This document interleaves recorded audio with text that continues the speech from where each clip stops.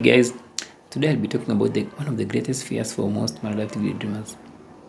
It's a very simple fear. It's the fear of calculating the time they spend daydreaming.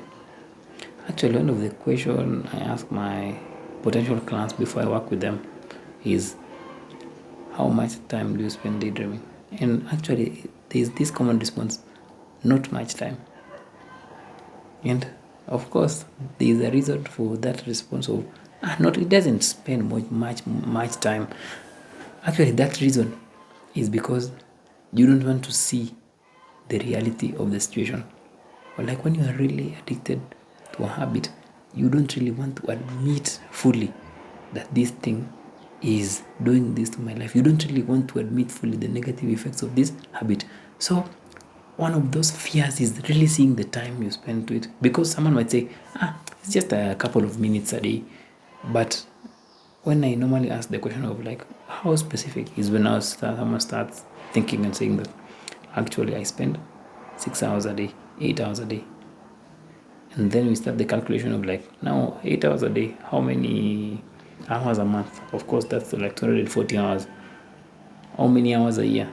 How many hours in 10 years if you don't stop it?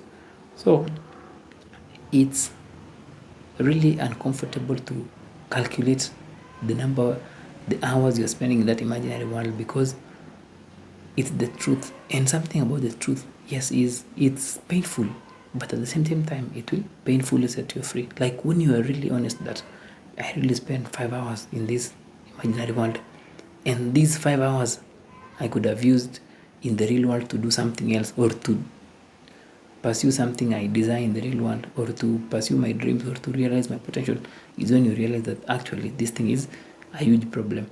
Is when you realize that actually, if you are able to just manage this daydreaming, or to take back control of it, you'll be able to complete all those tasks you are pushing aside in the real world.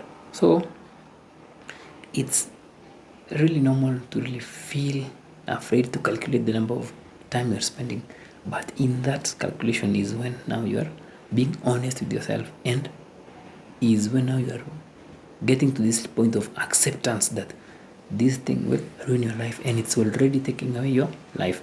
And that level of acceptance in itself is so healing, because actually the whole point of healing is just accepting it's a problem.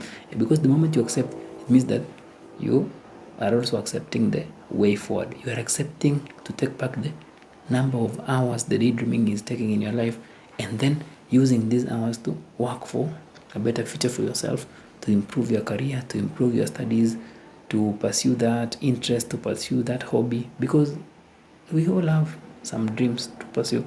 You might be wanting to become a very good chess player, or to even write a good fan fiction novel, but sometimes you can't really write it because you are spending 6 to 8 hours in an imaginary one. But now, once you are able to take back control of it, you can use that 6 to 7 hours to find friends, to do amazing things in this real world.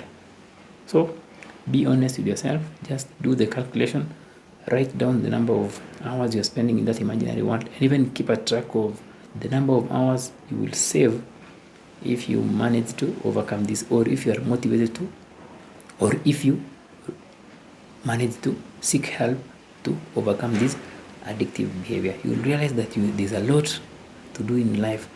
There are a lot of things you will get in life just by stopping a very simple habit. Hope you found that informative, guys. Until next time, have a nice day.